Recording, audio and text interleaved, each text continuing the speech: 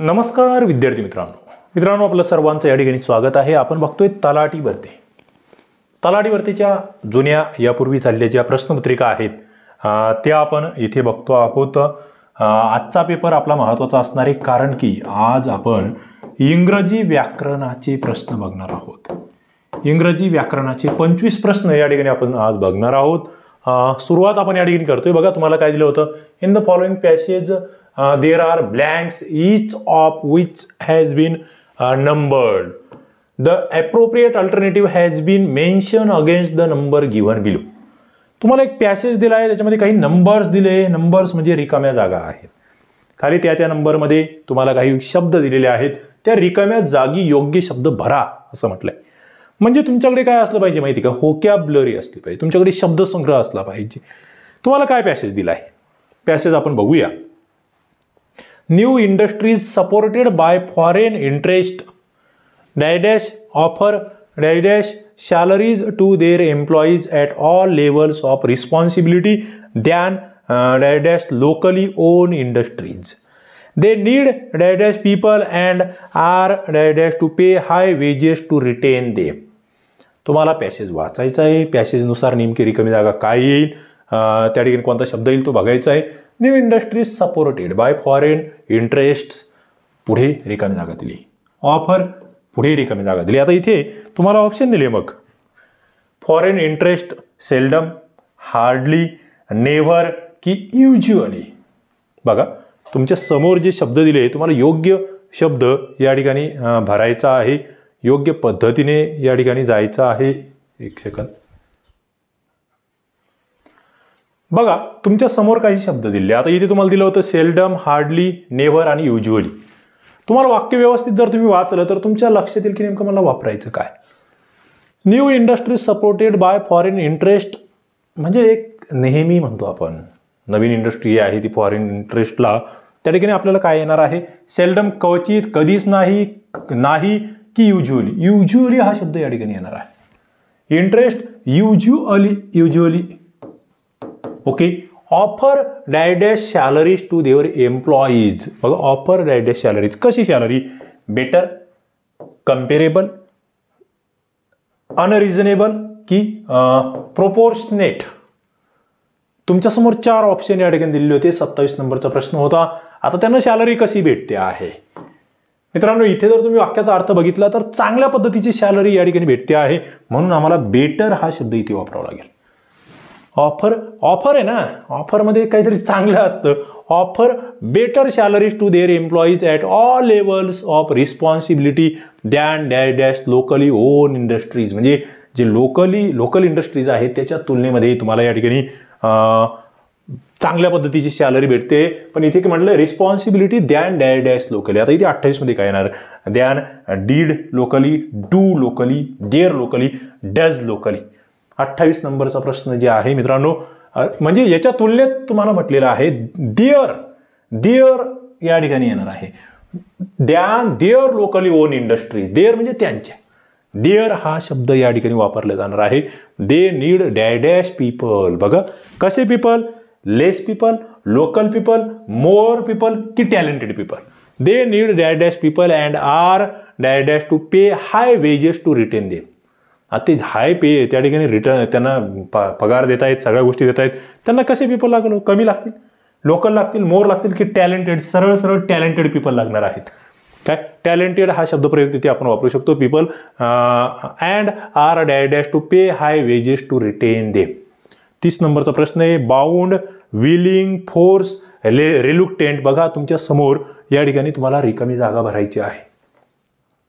इथे जर तुम्ही बघितलं तर तुम्हाला त्या ठिकाणी they need talent people and are dash to pay high wages, म्हणजे त्यांची इच्छा आहे तशी की त्यांना हाय वेजेस ते देणार आहे। इच्छा म्हणजे विलिंग, WILLING, विलिंग हा शब्द या ठिकाणी आम्ही वापरणार आहोत। बघा तलाठी भरतीला आलेले हे प्रश्न आहे, अशा पद्धतीचं सुद्धा प्रश्न तलाठी भरतीला येऊ शकतो, लक्षात घ्या। आणि मग तुम्हाला या सगळ्या प्रश्नांची तयारी करायची असेल ना, एकदम बेसिक पासून इंग्रजी व्याकरणाची, तर STI-RCP ॲप्लिकेशनवर तलाठी भरतीचा संपूर्ण कोर्स आपण आणलेला आहे। खाली डिस्क्रिप्शन बॉक्समध्ये लिंक आहे। आपलं टेलिग्राम चॅनल आहे MPSC स्पर्धा विश्व, इथे जॉईन करूनही तुम्हाला त्या लिंक भेटणार आहे, नक्की डाउनलोड करा आणि आपला अभ्यास आणखी सोपा करा. तलाठी भरतीच्या कोर्सला या ठिकाणी खूप सारे मित्र जॉईन झाले, तुम्ही जॉईन व्हा आणि योग्य दिशेने तयारी सुरू करा. पुढचा प्रश्न, choose the word opposite in meaning of the given word. बघा, कॉन्व्हेक्स साठीचा तुम्हाला विरुद्धार्थी शब्द विचारलेला आहे. कॉन्व्हेक्स म्हणजे काय माहिती का? बहिर्वक्र. बहिर्वक्र म्हणजे असा असा बाहेरून वक्र असलेला, बहिर्वक्र भिंग, आंतरवक्र भिंग आपण म्हणतो ना. याच्या बाबतीत लेनच्या बाबतीत सुद्धा आपण म्हणत असतो, ग्लासेसच्या बाबतीत म्हणत असतो. मग त्याचा विरुद्धार्थी शब्द काय येईल? फ्लॅट, प्रोट्युबरंट, फुल की कॉन्केव. सरळ कॉन्व्हेक्सचा विरुद्धार्थी शब्द हा कॉन्केव येत असतो, ज्याला आम्ही आंतरवक्र असं म्हणत असतो. बरोबर, कॉन्केव. आता हे कॉन्व्हेक्स कॉन्केव तुम्हाला या ठिकाणी दोन शब्द आहे. कर्व्हिंग आउटवर्ड्स असं म्हटलं जाऊ शकतं कॉन्व्हेक्सला. पुढे, choose the correctly spelled word. योग्य स्पेलिंग सांगा. ॲपेलेशन, अपेलेशन, अपेलेशन की एपेलेशन. बघा, नवीन शब्द आहे, काय कशा शब्दावर प्रश्न विचारला गेलाय तुम्हाला ते तुम्हाला माहीत असलं पाहिजे. या ठिकाणी जे ॲपिलेशन आहे ना, याला आम्ही एखादा टायटल, एखादं नाव, त्याच्यासाठी हा शब्दप्रयोग वापरत असतो. मित्रांनो, इथे ॲपेलेशन, APPELLATION, ॲपेलेशन हा शब्द या ठिकाणी तुम्हाला लक्षात ठेवायचा. इंटरेस्टिंग आहे आणि महत्वाचा आहे. ओके, करेक्ट वर्ड इथे लक्षात घ्या. टायटलसाठी तो वापरला जातो. पुढे, read the following extract and answer the question by selecting the most appropriate alternative. आता 33 ते 37 नंबरचे प्रश्न हे ना तुम्हाला एका कवितेवर विचारले गेले.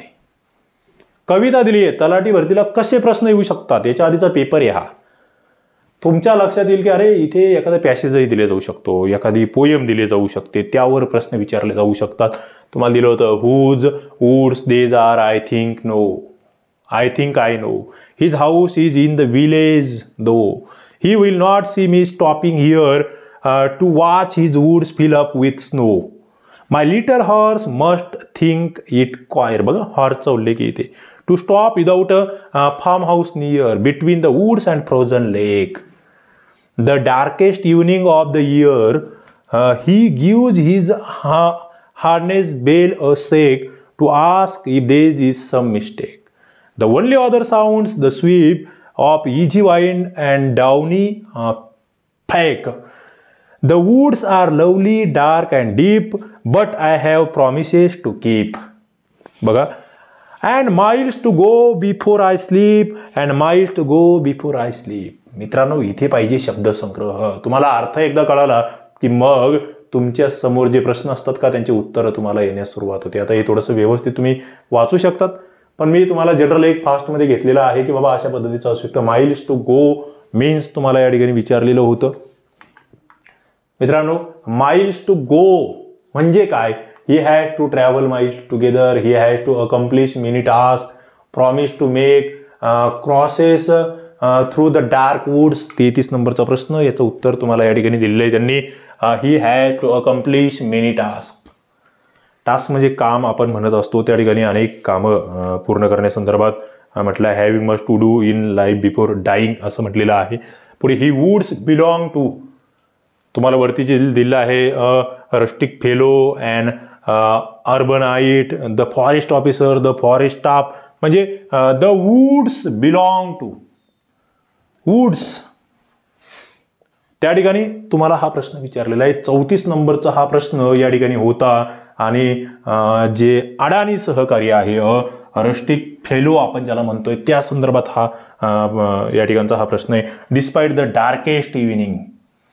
डार्केस्ट इव्हिनिंग मधून तिथे त्यांना काय अपेक्षित आहे कवीला असं म्हटलंय. डिलायटेड, ऑप्टिमिस्टिक, पेसिमिस्टिक की प्रॉमिसिंग. मित्रांनो, ऑप्टिमिस्टिक हे उत्तर या ठिकाणी दिलंय. आशावाद त्याच्यातून व्यक्त होतो आहे. द पोएट वाज अकंपनी बाय. आता बघा, या ठिकाणी तुम्हाला सरळ उल्लेख इथे आलेला होता, हिज हॉर्स. हे उत्तर दिलेलं आहे, ते लक्षात ठेवा. पुढे आपण जातोय. The word dark means. बघा, आता इथे सरळ समानार्थी शब्द तुम्हाला विचारला गेलेला आहे की डार्क या शब्दाचा समानार्थी शब्द काय? ग्लूमी, वाईल्ड, हिडियस की फिअरलेस. डार्क म्हणजे काय तर मित्रांनो, डार्कचा समानार्थी शब्द आहे ग्लूमी. ग्लूमी हा शब्द या ठिकाणी लक्षात ठेवायचा आहे. डार्क, ग्लूमी, त्याला आपण ट्रॅजिक, डिझास्ट्रस, कलॅमिटियस असे अनेक शब्द आपण वापरत असतो. Choose the correct alternative. Hero is one of the best pen. Hero is one of the best pens. तुम्हाला या ठिकाणी डिग्रीवरचा हा प्रश्न आहे. पॉझिटिव्ह डिग्री, कम्पॅरेटिव्ह डिग्री आणि सुपरलेटिव्ह डिग्री. इथे तुम्हाला वन ऑफ द बेस्ट म्हणजे सुपरलेटिव्ह डिग्रीचं उदाहरण दिलं आहे. Hero is the one of the best pens. आणि याचं तुम्हाला खाली जर बघितलं तुम्ही तर सरळ सरळ तुम्हाला याच्यामध्ये पॉझिटिव्ह डिग्री करायची आहे. आणि इथे जर तुम्ही बघितलं तर वन ऑफ दचं जर सेंटेन्स असेल तर तुम्ही काय करणार आहात. वन ऑफ दचं जर सेंटेन्स असेल तर त्याची पॉझिटिव्ह डिग्री करत असताना व्हेरी फ्यूनेच सुरुवात करायची. हा नियम तुम्हाला माहिती असला पाहिजे. Very few pens are as good as Hero. म्हणजे ते म्हटलं नाही ते की एक आहे तर मग त्याच्यात खूपच कमी आहेत बाबा त्या हिरोसारखे, हे तुम्हाला लक्षात येतं. इथे एक नंबरचं उत्तर असलं पाहिजे. Only is correct. म्हणजे डिग्रीवर तुम्हाला या ठिकाणी प्रश्न येतोय. पुढचा प्रश्न आपण बघतोय. Name the figure of speech in the following. बघा अलंकारावर प्रश्न आहे. भाषेचे अलंकार. My slate remains black in spite of writing. बघा इथे काय म्हटलंय, ब्लँक रायटिंग म्हणजे माझी पाटी लिहूनही कोरीच राहिली असं कुठेतरी म्हटलं जाते. विरोधाभास आहे. मग विरोधाभास जर असेल तर त्या ठिकाणी काय आहे, ऑक्झिमोरॉन, पॅराडॉक्स, रिपिटेशन की क्लायमॅक्स. आता इथे एक तर कटलं. क्लायमॅक्स म्हणजे चढतं काहीतरी क्रम असतो, वाढत जाते काहीतरी. रिपिटेशन मध्ये पुनरावृत्ती राहते. राहिले दोन, या दोघांमध्ये सुद्धा विरोधाभासात्मक दोन्ही अलंकार तेच आहे. मात्र इथे हे जे वाक्य आहे हे पॅराडॉक्सचं वाक्य आहे. हे वाक्य याच्या आधी सुद्धा विचारलं गेलंय.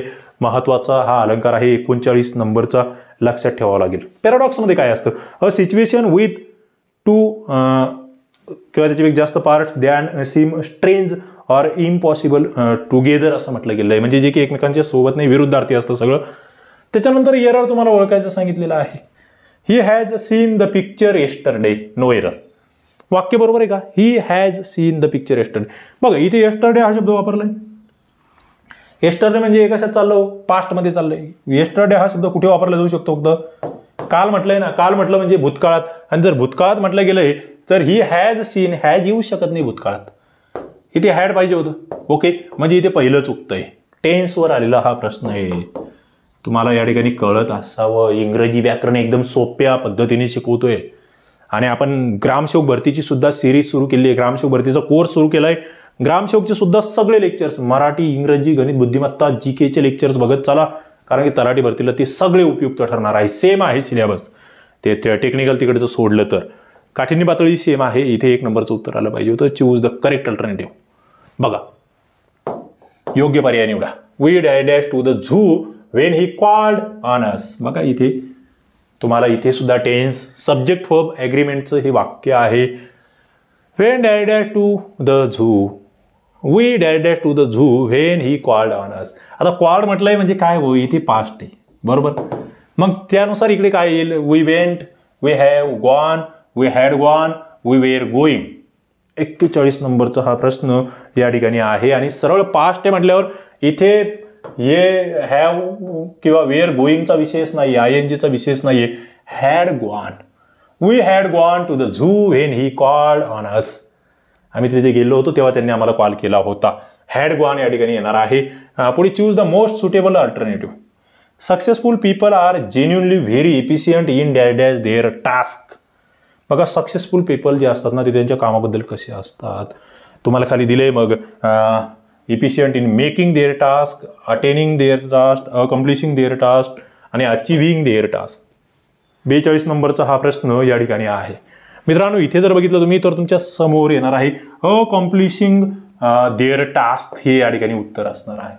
सक्सेसफुल पीपल जे असतात ते त्यांचं काम जे आहे, अकम्प्लिशिंग म्हणजे काय, साध्य करणे, अचीव करणे हा शब्द त्यासाठी आपण वापरू शकतो. कॅरी आउट हा शब्द वापरू शकतो. पुट इन इफेक्ट हा शब्द वापरू शकतो. फुलफिल, एक्झिक्यूट हा शब्द वापरू शकतो अकम्प्लिशिंगसाठी. लक्षात ठेवा जास्तीत जास्त शब्द मी तुमचे जे आता उच्चार करत असतो ते लिहून घेण्याचा प्रयत्न करत जा. पुढे चूज द करेक्ट प्रीपोजिशन. प्रीपोजिशनवर सातत्याने प्रश्न आहे. Parents are often blind at the faults of their children. काय, पॅरेंट्स आर ऑफन ब्लाइंड म्हणजे आपले जे पालक असतात ते नेहमी आपल्या बालकांच्या चुकांबद्दल त्या ठिकाणी म्हणजे त्याच्याकडे दुर्लक्ष करतात असं म्हटलं जातं. तर ब्लाइंड ऑफ म्हणणार, ब्लाइंड अबाउट म्हणणार, ब्लाइंड टू म्हणणार की ब्लाइंड फॉर म्हणणार. 43 नंबरचा हा प्रश्न या ठिकाणी आहे. मित्रांनो याला आपण ब्लाइंड टू हे प्रीपोजिशन या ठिकाणी वापरावं लागेल. पुढे choose the one which best expression the meaning of given idiom म्हटलंय to give a rap on the knuckles. असं या ठिकाणी ही इडियम वापरलेली आहे. मग याला काय म्हणणार आहात तुम्ही? To eulogize, to chastise, to condemn की टू रिब्यूट. बघा, to give a rap on the knuckle म्हटलं गेलं आहे. 44 नंबरचा हा प्रश्न या ठिकाणी आहे. जे बघा औपचारिक शिक्षेसाठी आम्ही हा वापरतो आहे. टू चास्टिस हा शब्द या ठिकाणी वापरला जाणार आहे, लक्षात ठेवायचा आहे. आपण पुढे जातोय. पुढचा प्रश्न, choose the one with best express the given sentence in passive voice. Passive voice तुम्हाला करायचं आहे व्हॉट डिड सी इट. तुमच्या समोर वाक्य दिलंय, प्रश्नार्थी वाक्य आहे, वाटणे सुरुवात झालेली आहे. पॅसिव्ह मध्ये काय करावं लागतं? V3 असतो, हे तर पहिलं तुम्हाला लक्षात ठेवायचं आहे. मग तुम्ही म्हणाल V3 तर सगळ्याच ठिकाणी आहे, बरोबर. वाटणे सुरुवात आहे, व्हॉट डिड सी इट म्हटलेलं आहे. मित्रांनो, इथे जर बघितलं तुम्ही तर तुम्हाला पहिल्या मध्ये इथे इटन बाय हर तर सगळीकडे सारखं जे, मात्र प्रश्नचिन्ह पाहिजे इथे, हे कटतंय. मग व्हॉट डिड सी पाहिजे का? आता इथे सी ऑलरेडी वरती वापरलेला आहे, सी येणार नाही, म्हणजे इथे पहिलंही कटतंय. मग राहिलं व्हॉट इज इटन बाय हर येईल की व्हॉट वाज इटन बाय हर. इथे काय वापरलंय? डीड वापरलंय. इजचा काही संबंध आहे का? नाही. काटाकाटी करायला शिका बस. तुम्हाला इंग्रजी व्याकरण सोपं करायचं असेल ना, काटाकाटी करायला शिका. मी कसे काटले 3 ऑप्शन? माझं ऑप्शन आलंय व्हॉट वाज इटन बाय हर. 4 नंबरचं उत्तर माझं या ठिकाणी येतंय 45. यस, डीड वापरलाय ना, मग आम्ही इकडे वाज घेणार आहोत. ओके, लक्षात घ्या, महत्वाचं इंटरेस्टिंग आहे. पुढे मी जातोय. Choose the most suitable one word for the given expression a man of odd habits. वेगळ्या सवयी असलेल्या, विक्षिप्त सवयी असलेल्या व्यक्तीबद्दल या ठिकाणी हा शब्द प्रयोग केला जातो. A man of odd habit, eccentric, कॅनिकल, त्याच्यानंतर इंट्रोहर्ट आणि मुडी. ऑड, विक्षिप्त सवयी असलेला माणूस जो आहे त्याला एक शब्द आम्ही वापरत असतो इसेंट्रिक. इसेंट्रिक, विक्षिप्त व्यक्ती, एखादा थोडंसं वेगळं वर्तन असलेला व्यक्ती जो आहे त्याच्यासाठी आम्ही तो शब्द वापरत असतो. महत्वाचा इंटरेस्टिंग आहे. स्ट्रेंज हा शब्द त्यासाठी किंवा अनयुज्युअल हा शब्द त्यासाठी आम्ही वापरतो. पुढचा प्रश्न तुमच्या समोर या ठिकाणी आहे. Choose the one which best expresses the given sentence in indirect speech. Indirect speech तुम्हाला दिलेला आहे. Snehal sed excellent. आणि याचं तुम्हाला करायचं, हे डायरेक्ट स्पीचचं इनडायरेक्ट स्पीच तुम्हाला करायचंय. Snehal sed excellent. मग तुम्ही काय करणार आहात या ठिकाणी? याच्यामध्ये इनडायरेक्ट मध्ये रूपांतर बघा. Snehal exclaim that it is excellent. Snehal exclaim that it is excellent. आता बघा, वरती तुम्हाला काय दिलंय? उद्गारवाचक दिले, ते जसाच्या तसं येईल का? येणारच नाही. म्हणजे इथे तुमचे 2 तर कटले बघा, 47 मधले 2 कटले. आता राहिलं Snehal exclaim that it was excellent. आता इथे तुम्हाला काय दिलंय? तुम्हाला जेव्हा तुम्ही इनडायरेक्ट स्पीच करतात ना, तेव्हा तुम्हाला पास्ट मध्ये घेऊन जावं लागेल ते वाक्य. इथे जमणार नाही, इज नाही जमणार. Snehal exclaim that it was excellent असं म्हटलं गेलं आहे. दॅट इट वॉज, वाज. 4 नंबरचं उत्तर येथे येणार आहे इनडायरेक्ट स्पीचच्या बाबतीत. पुढे मी जातोय. Choose the grammatically correct sentence. बघा, इथे 4 सेंटेन्स दिले, बरोबर एकच आहे. ही तुम्हाला दिस 3 बॉईज हेट इच अदर. काहीतरी चुकतंय. काय चुकतंय मला कमेंट बॉक्समध्ये सांगायचं. थोडासा अभ्यास करावा लागेल. Piyu lent ₹2000 to Sudhir. Piyu lent rupees, yes, हे बरोबर आहे. आय, यू अँड ही याचा नियम मी तुम्हाला शिकवलेला आहे. आपले जे रूल्स आहेत ना, तुम्हाला मी 15 की 16 रूलचं आपलं लेक्चर खूप व्हायरल झालंय, खूप आवडतंय मित्रांना. ते बघा, तुम्हाला तिथे हा नियम भेटेल. चुकतंय any one of the 2 students, इथे 2 असेल तर इथे काय वापरायचा तुम्हाला मी सांगितलेलं आहे. लेक्चर्स बघा इंग्लिश ग्रामरचे आपले, त्या ठिकाणी हे सगळं कळेल. 2 नंबरचं फक्त इथे बरोबर होतं. पुढे choose the appropriate alternative. He said dash example before others. काय तुम्हाला आर्टिकलवरचा प्रश्न आहे, योग्य आर्टिकल निवडायचा आहे. He said dash example. आता एक्झाम्पल आहे स्वरावरून सुरुवात होते. स्वराने सुरुवात होत असेल तर आम्ही 100% ॲन वापरणारे, पण ॲन तर सगळ्याच ठिकाणी, म्हणजे इथून काही फरक पडतच नाही. इथे ॲनच येणार, हे सगळ्यांनाच माहिती आहे. He set an example before dash others. आता हे जे ऑदर्स ना, याच्या आधी मात्र कोणतेही आर्टिकल येणार नाही, हे लक्षात घ्या. इथे तुमचं उत्तर येते 2 नंबरचं. पुढे जातोय आपण. पुढचा प्रश्न तुमच्या समोर या ठिकाणी. Choose the one which is nearest in meaning to given word.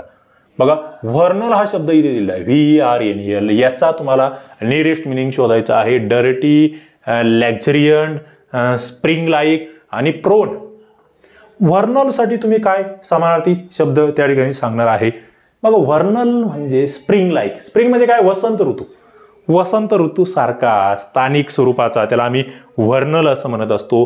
मित्रांनो, तलाठी भरतीची आपण टेस्टही आणलेली आहे. सरळ शिव भरतीचा कोर्स आहे, तलाठी भरतीचा कोर्स आहे STIRCP ॲप्लिकेशनवर, आणि या सगळ्या PDF तिथे आपण तुम्हाला देतो आहे. चला सगळ्यांनी या लेक्चरला लाईक करा. तुम्ही तलाठी भरतीला जो रिस्पॉन्स देत आहेत भरभरून, असेच लेक्चर्स होत राहतील. तुम्हाला हे लेक्चर आवडते का नक्की कमेंट बॉक्समध्ये सांगा. आवडत असेल नक्की लाईक करा, आपल्या मित्रांना शेअर करा. आणि तलाठी भरतीच्या नोट्स आपण तुम्हाला देतोय.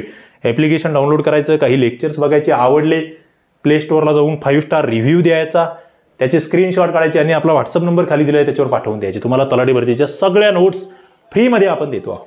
चला या ठिकाणी आपण थांबूया. धन्यवाद.